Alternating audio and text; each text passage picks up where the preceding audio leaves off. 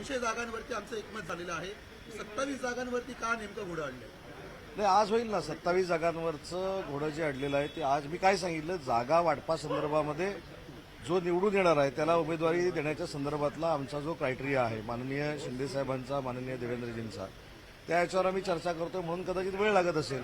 परंतु एक निश्चित आहे की आम्ही युतीनंच लढतोय आणि सध्या भाजपाचे किती आणि शिवसेनेचे किती याच्यापेक्षा 227 ठिकाणी महायुतीचे उमेदवार असतील. पुण्यामध्ये महायुतीच्या जागा वाटप जे आहे आमच्या बाबत सन्मानजनक जागा जर नाही मिळाली तर सत्तेच्या चाळीपासून तुम्हाला दूर राहावं लागेल.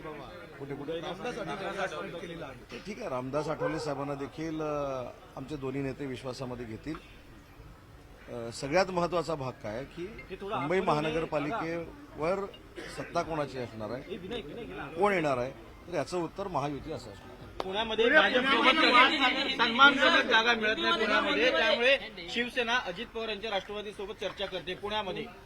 ही बातमी आपल्याला कुठून मिळाली मला माहिती नाही. पुण्याच्या बाबतीमध्ये देखील सन्माननीय शिंदेसाहेबांच्या नेतृत्वाखाली मी असेल, निलमताई गोरे असतील, विजय बापू असतील, हे आम्ही चंद्रकांत दादांच्या संपर्कामध्ये आहोत. आम्ही स्वतः देवेंद्रजींच्या संपर्कामध्ये आहोत.